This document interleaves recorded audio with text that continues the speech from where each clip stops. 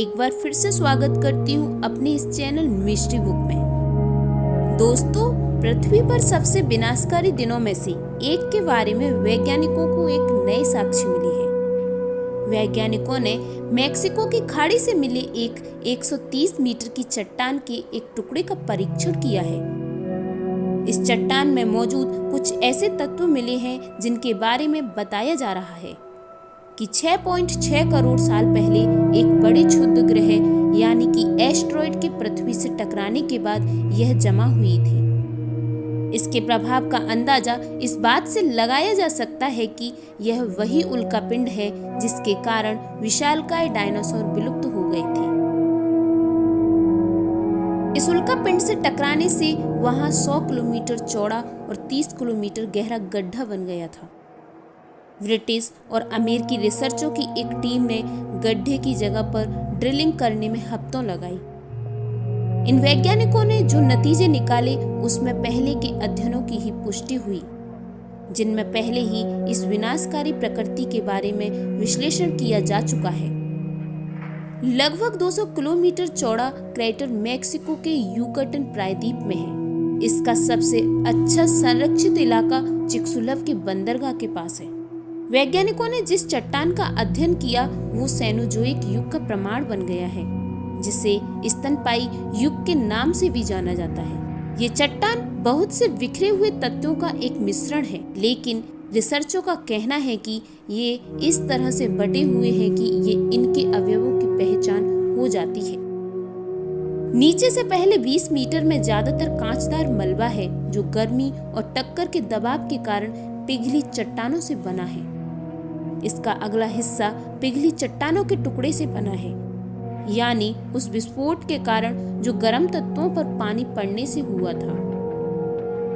ये पानी उस समय वहां मौजूद उथले समंदर से आया था। शायद उस समय इस उल्कापिंड के गिरने के कारण पानी बाहर गया, लेकिन जब ये गर्म चट्टान पर वापस लौटा एक तीव्र क्रिया हुई होगी। ये वैसा ही था जैसा ज्वालामुखी के समय होता है जब मैग्मा मीठे पानी के संपर्क में आता है। वैज्ञानिकों का मानना है कि इस प्रभाव के पहले 1 घंटे में यह सभी घटनाएं घटी होंगी, लेकिन उसके बाद भी पानी बाहर आकर उस क्रेटर को भरता रहा होगा। इस चट्टान का अगला हिस्सा 80 से 90 मीटर का हिस्सा उस कचरे से बना है जो उस समय पानी में रहा होगा। चट्टान के भीतरी भाग से सुनामी के प्रमाण भी मिले हैं। चट्टान के अंदर 130 मीटर पर सुनामी के प्रमाण मिलते हैं। चट्टान में जमी परतें एक ही दिशा में हैं और इससे लगता है कि बहुत उच्च ऊर्जा की किसी घटना के कारण इनका जमाव हुआ होगा।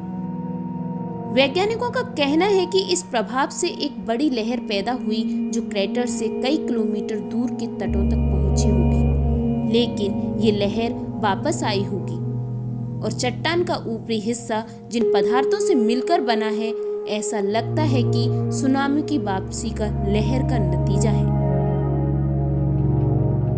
ऑस्टिन में टेक्सास विश्वविद्यालय के प्रोफेसर और रिसर्च के सहलेखक शॉन गुलिक ने बताया, यह सब एक दिन में हुआ। सुनामी किसी हवाई जहाज की गति से चलती है और 24 घंटे लहरों को दूर ले जाने और फिर वापस लाने के लिए पर्याप्त समय है। प्रोफेसर गुलिक की टीम वहां मिले कई सबूतों के आधार पर सुनामी आने की बात पर विश्वास कर रही है, क्योंकि चट्टान की ऊपरी परतों में चारकोल का मिश्रण मिला है, जो इस बात का प्रमाण है कि टक्कर के कारण जो आग पैदा हुई होगी वो आसपास के जमीनी इलाकों तक पहुंची होगी। दिलचस्प बात यह है कि रिसर्च टीम को चट्टान में कहीं भी सल्फर नहीं मिला है। यह आश्चर्य की बात है, क्योंकि यह उल्कापिंड सल्फर युक्त खनिजों से बने समुद्री तल से टकराया होगा। किसी कारण से सल्फर वाष्प में बदलकर खत्म हो गया। लगता है यह नतीजा उस सिद्धांत का भी समर्थन करता है कि डायनासोर पृथ्वी से कैसे विलुप्त हुए थे। सल्फर के पानी में घुलने और हवा में मिलने से मौसम काफी ठंडा हो गया होगा। मौसम के इतना ठंडा हो जाने से हर तरह के पौधों और जानवरों के लिए जीवित रहना बेहद मुश्किल हुआ होगा। प्रोफेसर गुलिक कहते हैं कि इस प्रक्रिया से निकले सल्फर की मात्रा का अनुमान 325 गीगाटन है। यह क्रैकटोआ जैसे ज्वालामुखी से निकलने वाली मात्रा से बहुत ज्यादा है। क्रैकटोआ से निकलने वाली सल्फर की मात्रा भी मौसम को काफी ठंडा कर सकती है।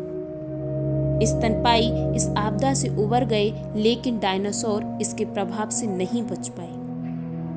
12 किलोमीटर चौड़ा उल्कापिंड, जिसने पृथ्वी के क्रस्ट में 100 किलोमीटर चौड़ा और 30 किलोमीटर गहरा छेद बना दिया।